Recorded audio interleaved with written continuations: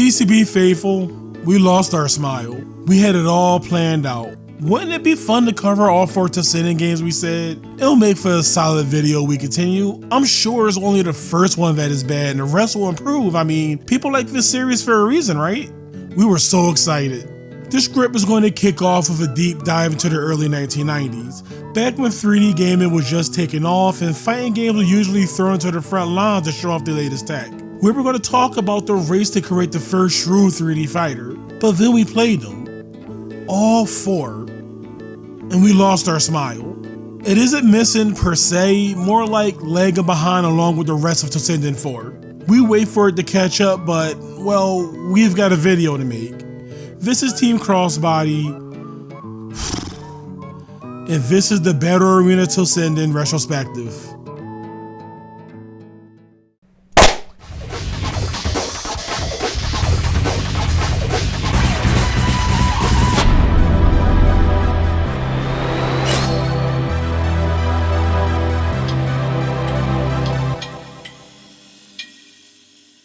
Okay, so I guess a little pre-gaming is in order before we dive into these games proper. Before the polygons got polished and before Tekken took over the world, there was Battle Arena Toshinden. Released in 1995, it was Tamsoft's big swing at a new frontier of 3D gaming. A new, flashy, weapons-based fighter that Sony proudly held up like a newborn baby to the heavens and declared, "Behold, the future of fighting games." Developed by a relatively unknown studio and published by Takara, Toshinden was one of the PlayStation's earliest look what I can do titles. It was bold, loud, and dripping with mid-90s confidence. The kind of confidence that only comes from believing polygons can solve everything. It even made a few waves as one of the first fighters to step out from under the 2D shadow cast by Street Fighter and Mortal Kombat. Magazines hyped it as a revolution, trade shows treated it like the second coming of Virtua Fighter, and for a brief, glorious moment, it really felt like Tamsoft had cracked the code on true 3D combat before the rules were even set in stone yet. Of course, we'll get to where all that landed as the video goes on. But for now, let's talk about where all this began, the original Battle Arena Toshinden. Yeah, party on! Now, we're not monsters here at Team Crossbody. The first Toshinden game is the only game in this retrospective that we're not completely going to dunk on. Don't get me wrong, I'm still going to bitch about it, but the fact that this was the first game and naturally the weakest isn't lost on me. So plot-wise, Battle Arena Toshinden is about as deep as a puddle after a light rain. But hey, it's the 90s and that was sort of par for the course. The story goes something like there's a secret underground fighting tournament called, shockingly, the Battle Arena Toshinden. It's ran by a mysterious organization only known as the Organization, which, yeah, really tells you how much thought went into naming things here. And every fighter enters the tournament with their own very serious reasons. You've got your swordsmen, your whip ladies, your ninjas, your discount Kens, and everyone's got beef for someone, or revenge to take, or maybe they just got lost on the way to a better franchise. The main character, Nitoshinden, the guy with the anime hair and personality so neutral that he can balance a pH scale, is looking for his long-lost brother, Sho. Sho, by the way, works for the organization and is apparently the cool, brooding sibling who actually knows how to win a fight. So naturally, the big twist is, surprise, your brother's evil now. Then there's Gaia, the boss of the tournament, who's like, yeah, I run this secret deathmatch circuit, but I also kind of hate my job. So he ends up teaming up with AG in later games because apparently Betrayal and Redemption were on sale that week. And that's pretty much it. I mean, there's a whole lot of who's stronger, where's my brother, and why does everyone have shoulder pads the size of dinner plates? But then again, it's the 90s. The plot was just a loading screen you read before mashing buttons. And on the topic of mashing buttons, let's talk about the gameplay of Toshinden.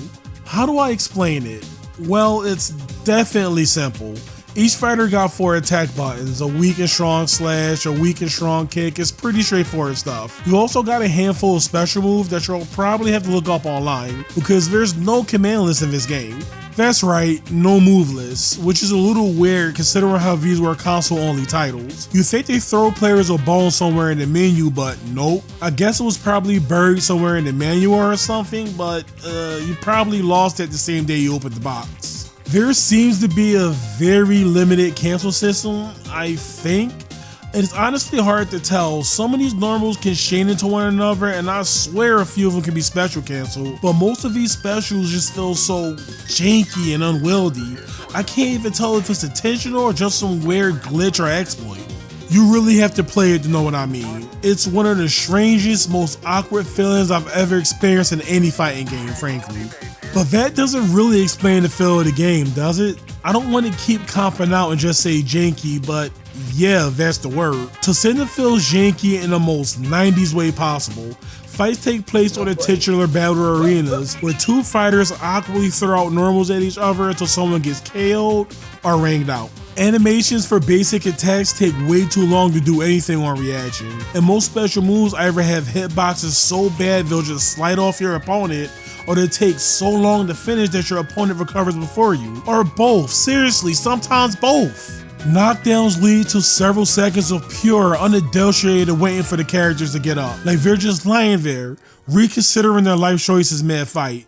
That is until you start using the springboard kick up, which technically speeds things up, though it still feels stiff like they're moving in slow motion. And jumps! Way too high to be useful for anything other than repositioning or maybe sightseeing. Alice does have this diving attack that helps her rein in the moon jumping a bit, since you can somewhat control where she lands, but it's still super annoying overall. And the big selling point? The side step, or dodge, whatever it is that feel like it's running on dial-up internet. It locks you into this weirdly long animation that barely responds. I swear, I had to mash the button 2 or 3 times just to get it to come out, all while my opponent is beating on my body while I'm trying to dodge. It works, I guess. But whose bright idea was it to make it completely invincible? If you squint really hard, I could probably convince you this was like Dark Souls 3 PvP or something. Just two people panic rolling through attacks with too much iframes, waiting for the other person to mess up first. If you ever wondered what two bipedal modes or weapons fighting would look like, here's your answer. Matches basically boil down to both players awkwardly flailing attacks and missing, running at each other and missing, and pondering if you actually want to throw out a special move that's not the box standard fireball, because that actually evolves your character's body. Then if you do, they'll just launch off in a particular direction for about 25 to 30 frames. Okay, jittery depth perception challenge gameplay aside, does Battle Arena Toshinden do anything good? Yeah, actually. For a 1995 PlayStation launch title, the graphics are surprisingly solid. The characters are large, detailed, and colorful, and it's absolutely oozing with peak 90s charm. They even have different facial animations that change, not just during victory poses, but sometimes mid-attack. And they didn't need to do that. Honestly, the animations in general aren't half bad, especially once you factor in the jank. The sound and music also dips straight into that 90s anime energy, and honestly it works. Bat does a fantastic job at presenting itself as an exciting product, and I could totally see this game turning heads if it was on display in the gaming convention back in the day, especially when you consider what the competition looked like around this time. This thing probably seemed like it dropped straight from the future. But this isn't the mid-90s, and the first Toshinden isn't what I call a good fighting game. Okay, I got it. It's 1995. It's a launch title, and it's sporting for what it was at the time, pretty experimental gameplay. So really, it's more of a tech demo, a flashy showcase for new technology. And for that, I don't totally hate it. Surely, with Sony putting real confidence behind this young series, the sequel will be night and day compared to this one. Polished gameplay, tighter mechanics, the works, right? We're just warming up now. Toshinden 2 is the only game in the main series to release for arcades and later ported to consoles, a fact that they seem pretty proud of judging by the intro. Toshinden 2 definitely carries an aura of, yeah, this is our kick-ass sequel guys, look at our cosplayers. You Never Know was made only a few months after the first entry, 9 months to be exact. God damn, dude. To be fair, Toshinden 2 is a step up from the first. How much of a step up? Well, let's go over the plot before we get into any gameplay. So story-wise, Toshinden 2 picks up right after the first game, and by pick up I mean just sort of assumes you remember or cared what happened last time. Gaia, the guy who ran the first game's underground tournament, apparently turned on an organization and went rogue. Because of that, our boy Aji decides to join the next tournament to find him and his long-lost maybe evil brother Sho again. Meanwhile, the organization is still around, still shady, and now ran by a new mysterious villain named Uranus, because of course it is. She's the big bad pulling the strings this time, and her plan basically amounts to hold another daily tournament and hope no one notices this is just the same plot again, but with slightly more characters. Every returning fighter gets some kind of vague motivation like revenge, closure, or they were just free that weekend, while a few new faces show up to fill up the roster. It all builds up to IG fighting Gaia again, only this time Gaia's not evil, he's misunderstood. I'd pretend to understand why he's misunderstood, but I'm 85% sure it's stupid. Anyway, you beat up the bosses for your Uranus' evil plan, whatever that was, and set up the next tournament that'll totally fix everything.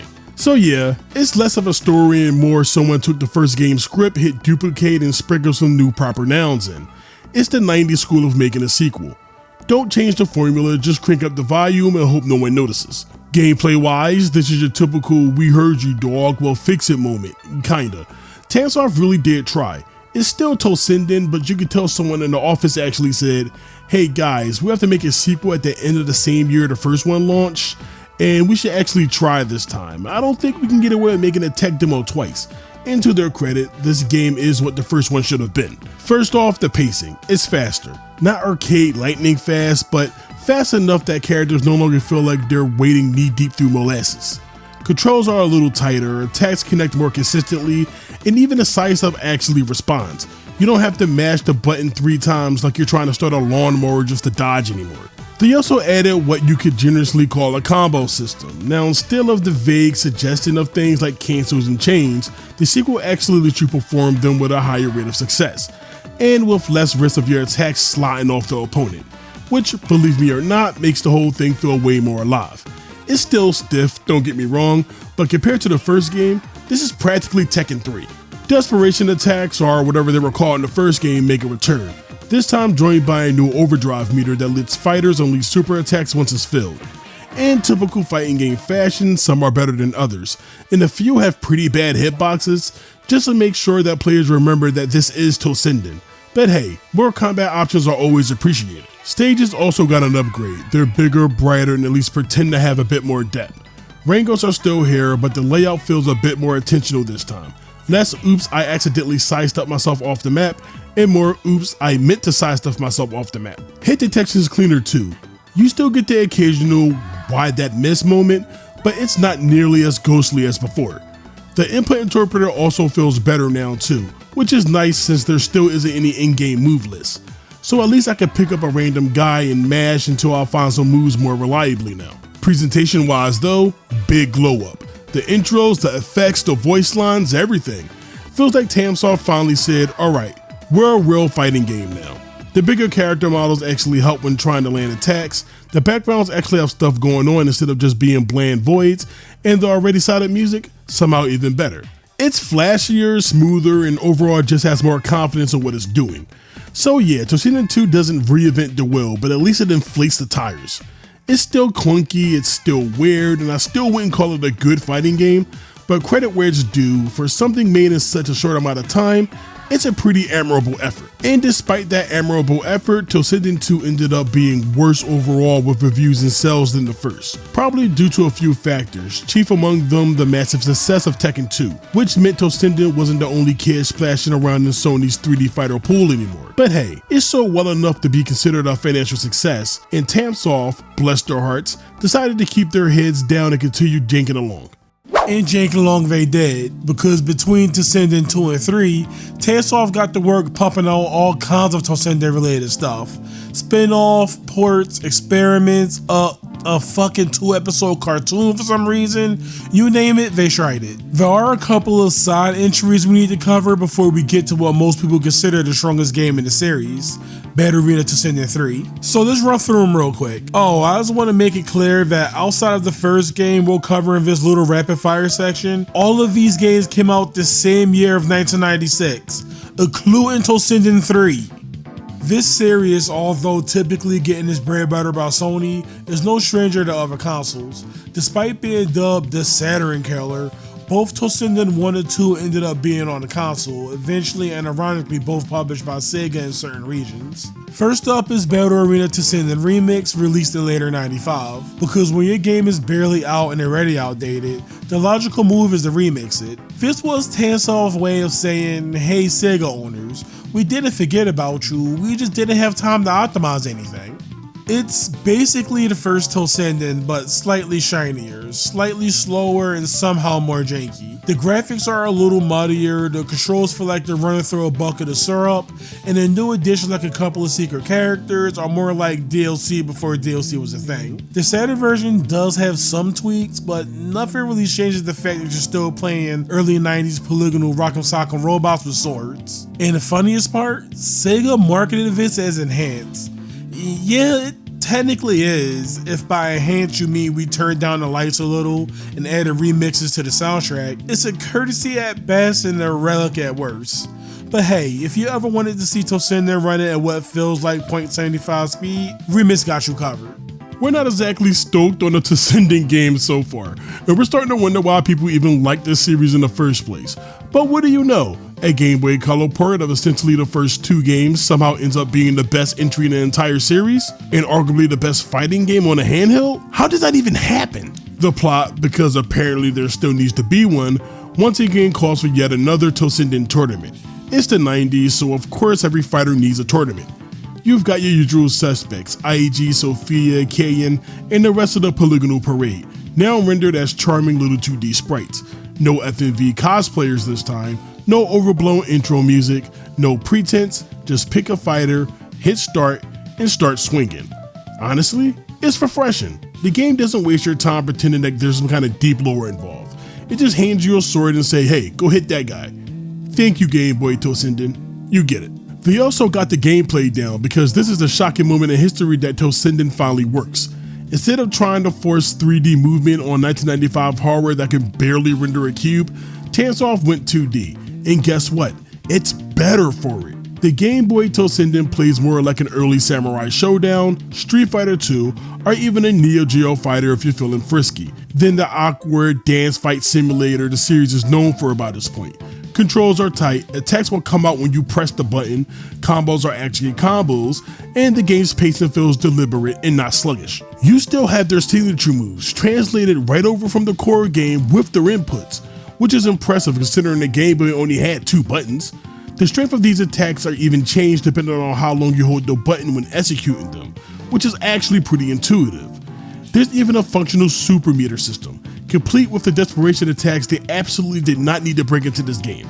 I think they tried to bring over overdrive attacks too, but they're handled a little differently, and honestly, they're not really worth diving into. And movement? Fluid, snappy, readable. There's no tripping over a whole nother axis or watching your character perform the world's slowest sidestep. Here, you just tap down twice, and it actually works. The screen is flat, the fights are focused, you can actually see what's going on. It's like someone at Tansoft finally went, what if we made a fighting game that actually plays like a fighting game?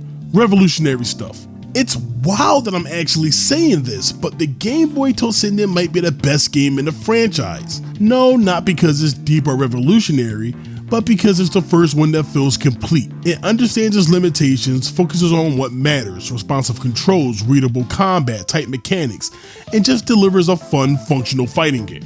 No busted 3D sidestep, no awkward voice acting, no Sophia fanservice to make up for her being a terribly designed character. She's actually pretty good here, by the by. Just good, clean, punch fun on a 4-inch screen. So yeah, Battle Arena Toshinden for the Game Boy might just be the best fighter on the handheld, and it's arguably the best Toshinden game, period. A 2D demake that ended up accidentally showing the main series how to do its job. Please make that make sense. Toshinden URA, or Ultimate Revenge Attack, a title so long that it feels like it's already apologizing. This one was Tansoft's attempt to repackage Toshinden 2 for the Sega Saturn crowd. Think of it like Toshinden 2.5, but with a coat of paint that looks like it was mixed in the dark. The idea was to give Saturn owners something special, new characters, slightly tweaked gameplay, and a few new stages that screamed we had a week to finish this. It's not terrible, it's just like eating day-old fries. Technically it's still food, but you're not exactly enjoying it. The graphics took a bit of a hit compared to the PlayStation version, shocker, and while they tried to remix things, most of it feels like a fever dream of Toshinden 2. There's new story content too, if you count everyone's mad at each other again as a story. Still, I'll give credit. URA is a scrappy little middle child of the family trying way too hard to impress by tripping over his own shoelaces in the process. Not great, not awful, just there. And then there's Battle Arena Nitoshinden, or just Toshinden Kids. A game that asks the question, what if we made Toshinden but worse, and for kids? Released for the PlayStation in 1996, Nitoshinden is what happens when Tamsaw look over at Virtua Fighter kids and say, yeah, we can do that, but without the parts where it's actually fun. This thing is rough, and not even Sherman Jank rough. I mean full-on Barga Ben Virtua Fighter knockoff energy. Every character have been turned into these tiny, big-headed, chibi versions of themselves, but they move like Play-Doh figures trying to escape stop-motion animation. Oh, and by the way, this is supposed to be a game for kids. Sophia, put some damn clothes on. The arenas are smaller and enclosed, and the controls are somehow worse, and every attack looks like it's being performed underwater. It has the personality of a bootleg Happy Meal toy and the gameplay depth of an actual 11-year-old. The entire thing feels like Tansoft was forced to make something for the kids, but forgot to include fun anywhere in the process. Even the music sounds like it's signing in disappointment. With that being said, Nitoshinden brings some interesting ideas to the series that I think should have been expanded on with Toshinden 3. First off, the game features something of a triangle system, and I say that lightly because it's more of a letter V system. Characters have access to a parry that will repel any of the three characters' attacks, with it only losing to a fighter's special or desperation attack. The problem here is that there isn't really anything to counter a special attack, so it just turns into spamming the special button, and since it doesn't have any natural counters, it's annoying as hell, especially since it depends on the fighter chosen. I actually really like how Nitoshinden handles 3D space. It's a big step up from any of the previous games. Movement's simple. You can shift left or right for single tap of the directional buttons, and instead of the usual dodge from the earlier entries, characters will perform a proper sidestep. It's a little slow, sure, but it recovers fast enough to punish laggier moves. Honestly, if they ditched the jumping and crouching function altogether, we might have the best movement system in the series. Well, technically it is the best so far, but it could have been even better. And yeah, I ragged on the presentation a bit earlier, but honestly, I kinda like the graphics. Chibi style doesn't usually do much for me. I don't automatically see Q or go all, but I'll give it to Toshinden Kids. The game is cute, in a weird offbeat kind of way. Everything's bouncing around and it's jittering with this goofy little energy that's just winning me over. So yeah, Battle Arena Nitoshinden is technically a fighting game in the same way a coloring book is technically art. You can recognize what it's supposed to be, but you aren't framing it on the wall. It's cute in that my first 3D model kind of way, but if you ever want to experience what fake Virtua Fighter kids look like, or worse, what could have happened if Sonic the Fighters had a stroke, then congratulations, you found it. Since we're at the halfway point, there are two games we need to cover before moving forward. First up, that strange Toshinden card game that released only on Japanese PlayStations. We don't read Japanese, and it isn't a fighting game or a beat 'em up, so we're just gonna glide right past that one. And while we're at it, that Toshinden reboot for the Wii in 2009, also Japanese only, is getting a boot too. Despite some consideration, it's ultimately just Toshinden in name only. With that being said, let's cover the final two games in this series.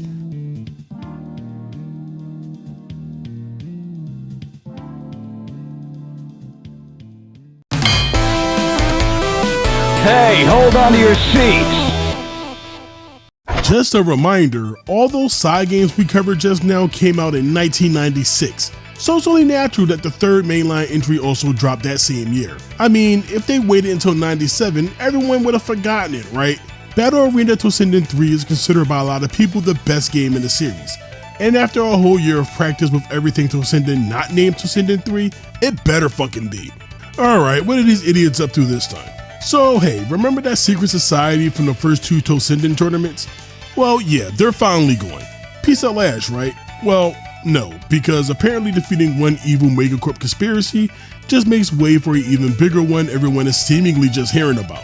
Enter the organization, basically a globe-spanning cult of assassins, black magicians, and morally questionable humans who worship a dead god of combat named Argon Teals. Their plan?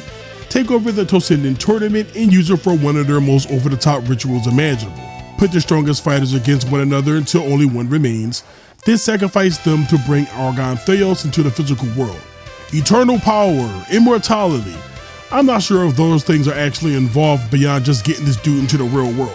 Of course, the big bad for this game, Abel, the current leader of the organization, sends assassins and ultimatums all over the place to make sure fighters show up. There's some prophecy talk about a pure one, couple of disappearing mentors, and even something about robots, because why not? Naturally, IG and the Toshinden crew aren't just about to roll over. With allies old and new, they punch, slash, and swing their way through this mess, because apparently saving the world from multiple evil organizations trying to do vaguely terrible things is just another Tuesday in Toshinden land. I'm a bit torn on the looks of the game. On one hand, I really like the character models here. I'm a big fan of that chunky, blocky, polygonal look you get from the old school 3D fighters like Bloody Roar, and Toshinden 3 absolutely nails that specific look more than any of the earlier games. I also appreciate the extra details they managed to squeeze into the models this time around. I'm not sure how much was sacrificed in the jump to the 60 frames mode, but honestly, they still look good, so whatever, I'll take it. Predictably, this is the most polished gameplay of the 3 games. I don't know if that means anything, but hey, it can be said. Toshinden 3 makes some pretty big changes to the formula. The speed is noticeably faster than the second game, and that's factoring in if you change the default to 60 frames per second. Arenas are also smaller and more closed off, meaning no more ring outs. The combo system is finally an actual combo system, complete with all the typical bells and whistles, juggles, wall bounces, and OTGs.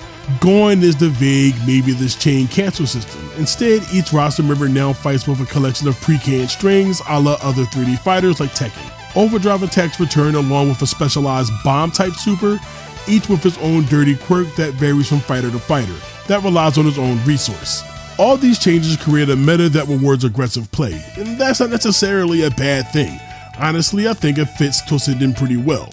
Bat 3 has all the tools it needs to be a solid fighter, but, and this might come off as a little metaphysical, none of these mechanics really feel like they synergize with one another, and that's most noticeable here. Toshinden still feels like a game doing what Tamsoft thinks a fighting game should be doing, rather than what Battle Arena actually is.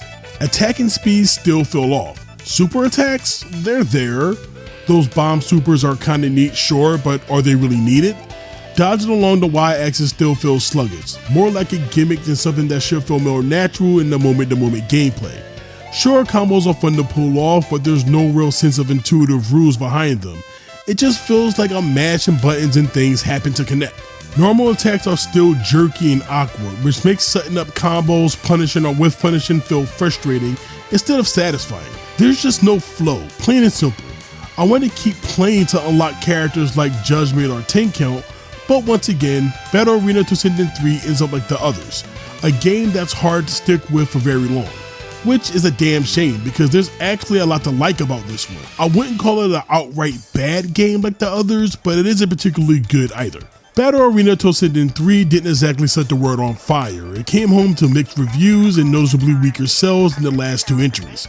By this point, the 3D fighter scene was overflowing and other franchises were easily outpacing Toshinden in both visuals and mechanics.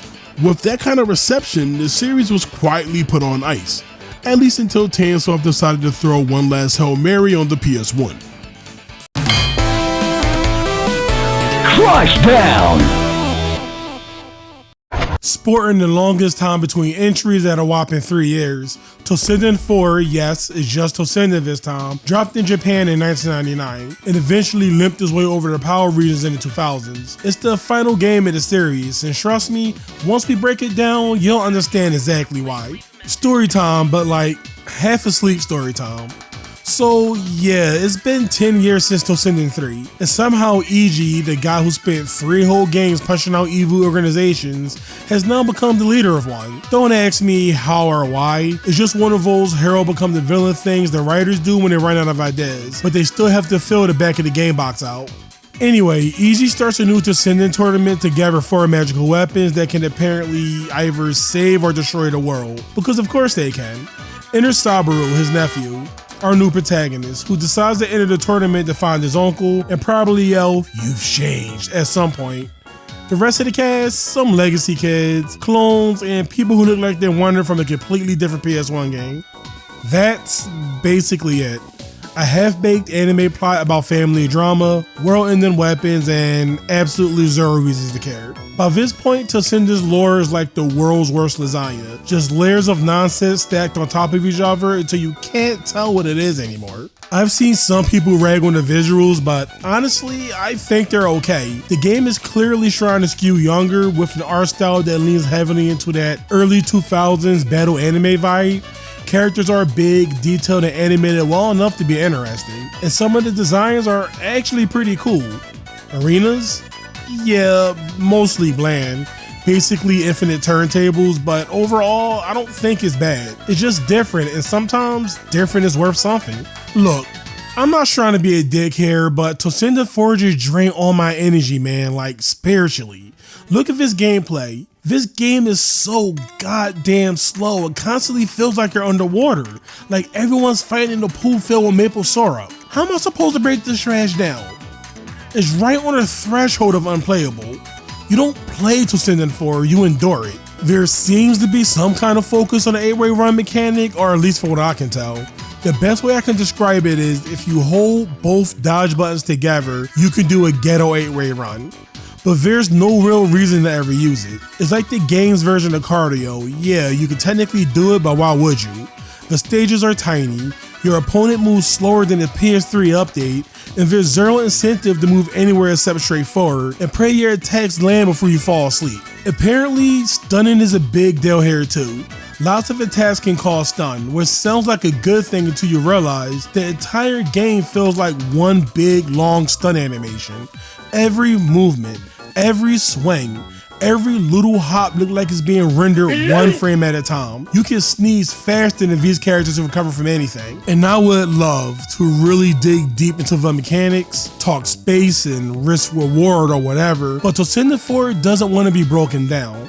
It doesn't even want to be played, it doesn't want to be analyzed. It's basically the dark side feel of fighting games. It wants credit for just existing. Did you guys know?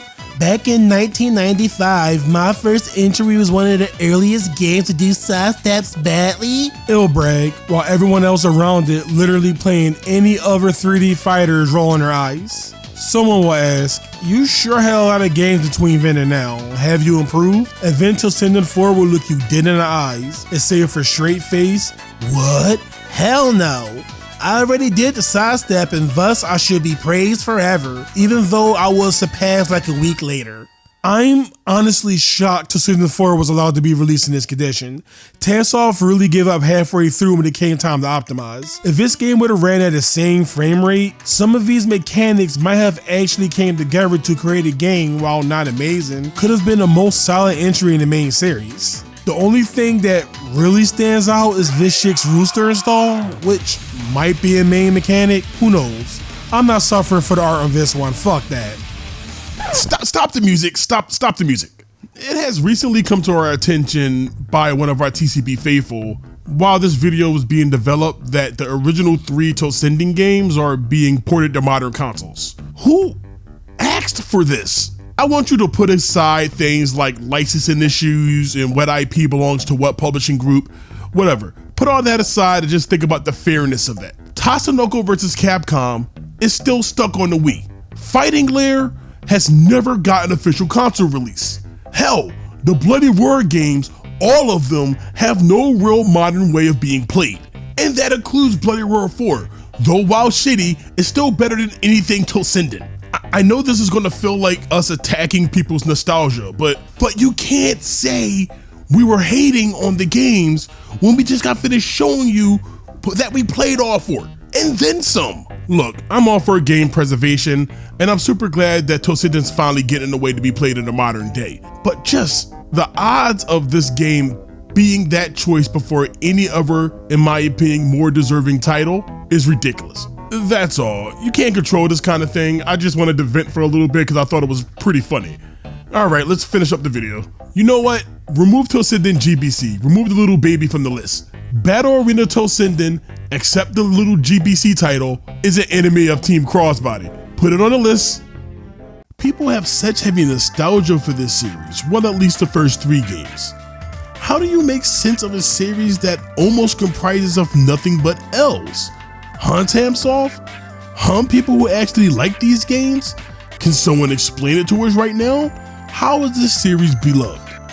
We came in with the openness of minds and over the past 2 weeks got beaten down 1 game at a time. Yeah, the GBC Toshinden was a nice surprise and it's the best game by a country mile, but the fact that I even have to say that alone causes a significant amount of mental damage.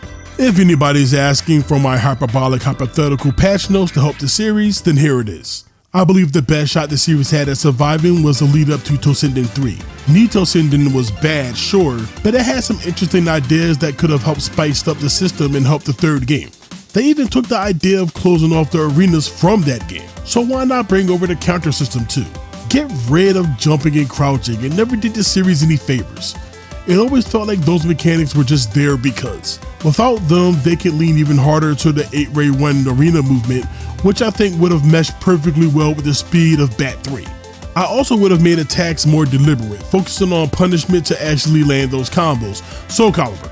Just make it a slightly drowned version of Soul Calibur. Toshinden could have sold itself as a more aggressive combo-heavy Soul Calibur years before the series actually became that. Instead, Battle Arena Toshinden came into the world with one idea: sidestep. And that's it. Outside of that, the series absolutely struggled to figure out what the hell it wanted to do with its gameplay. Nostalgia's a hell of a drug, man, because we played all these games now and I still don't know or see where the love is coming from. I need to wash the taste of this series out of my mouth. Time to play the best Tamsoft fighting game, Oni-chan Kubara. Which one? No time. We'll see you next time on The Runback. You make me proud.